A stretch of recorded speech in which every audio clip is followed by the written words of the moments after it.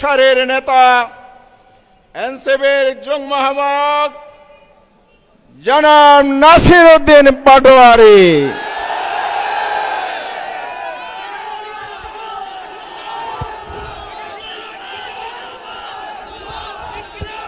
আসসালামু আলাইকুম ওয়া রাহমাতুল্লাহি ওয়া বারাকাতুহু।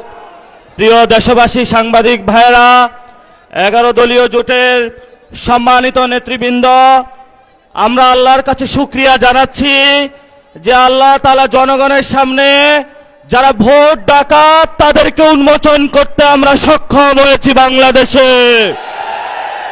ওরা শুধু ভোট চুরি করে নাই, ডাকাতি করেছে। আমাদের সুস্পষ্ট অনেকগুলো দাবি রয়েছে। আজকে নির্বাচনের পরে 11 দলীয় যে ঐক্য রয়েছে, আমরা জনগণের সামনে উপস্থিত হয়েছি। আমরা প্রথমত বলতে চাই, পার্লামেন্টে যে ভোট ডাকাতরা গিয়েছে, জনগণের সামনে আমরা বিরোধী দল হিসাবে হাজির হয়েছি। আমরা রাজপথে থাকব। কড়ায় গন্ডায় ইঞ্চি ইঞ্চি করে জনগণের উপরে যারা ভোটের ইঞ্জিনিয়ারিং করেছে, ভোট ডাকাতি করেছে, নতুন ভাবে জুলুম চাপিয়ে দেবার চেষ্টা করছে, আমরা তাদের কাছ থেকে বুঝে নেব ইনশাআল্লাহ।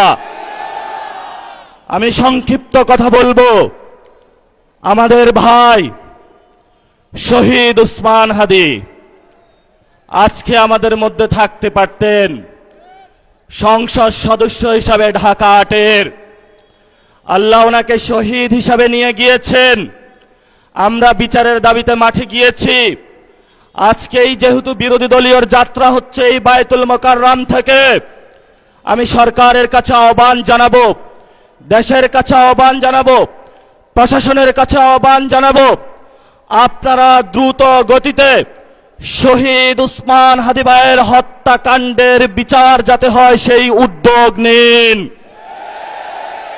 আমাদেরকে এতদিন বলা হয়েছে বিচার এবং নির্বাচন মুখোমুখি দাঁড় করাবেন না। আমরা মরিয়া প্রমাণ করিলাম যে আমরা নির্বাচন বিরোধী নই। এখন সময় এসেছে শহীদ উসমান হাদি ভাইয়ের হত্যাকাণ্ডের বিচার করতে হবে। তৎকালীন সময়ে সংস্কারের নিয়ে বলা হয়েছিল, সংস্কার এবং নির্বাচন বিরোধী করার চেষ্টা চালানো হয়েছিল, ট্যাগ দেওয়া হয়েছিল ওরা নির্বাচন চায় না। আমরা তোমাদের চোখে আঙ্গুল দিয়ে দেখিয়েছি আমরাই বাংলাদেশে গণতন্ত্র চাই, তোমরা চাও ভোট ডাকাতি করতে। এখন সময় এসেছে, কোনো 9-6 চলবে না। সংস্কারে জনগণে যে হ্যাঁ ভোটে ম্যান্ডেট দিয়েছে, দ্রুত বাস্তবায়ন করতে হবে। সাথে সাথে বাংলাদেশে সন্ত্রাস, চাঁদাবাজি, দখলদারিত্ব বন্ধ করার উদ্যোগ নিতে হবে। এবং নির্বাচনের আগে আমরা এই বায়তুল মোকাররমে দাঁড়িয়ে একটি প্রটেস্ট করেছিলাম। ভোট ডাকাতির জন্য আমাদের জামাত ইসলামের এক ভাইকে খুন করা হয়েছিল। আমরা বলেছিলাম আমরা আবার আসব, দ্বিগুণ হয়ে আসব। এসেছে দ্বিগুণ হয়ে। আমাদের ভাইয়ের হত্যার বিচার বুঝে নিতে হবে। রাজপথ সংগ্রাম জারি রাখতে হবে। যেই বোনদের উপরে আক্রমণ করা হয়েছে, পেটে লাথি মারা হয়েছে, বোরকা ধরে টান দেওয়া হয়েছে, গুলিবিদ্ধ করা হয়েছে, পা ভাঙা হয়েছে, প্রত্যেকটির হিসাব কড়ায় গন্ডায় আমরা ইঞ্জিনিয়ার তারেক রহমান থেকে বাংলাদেশে বুঝে নেব ইনশাআল্লাহ। আমরা একমাত্র ভয় পাই কার কাছে? আল্লাহ ছাড়া আমরা কারো কাছে ভয় পাই না। হে মালিক, তুমি আমাদের রক্ষাকারী, তুমি আমাদের রিজিক দাতা। যারা এই বাংলাদেশে জনগণ 17 বছর অপেক্ষা করেছিল, আমাদের অধিকার ছিনিয়ে নিয়েছে, ভোট ডাকাতির মাধ্যমে ভাইদেরকে হত্যা করেছে।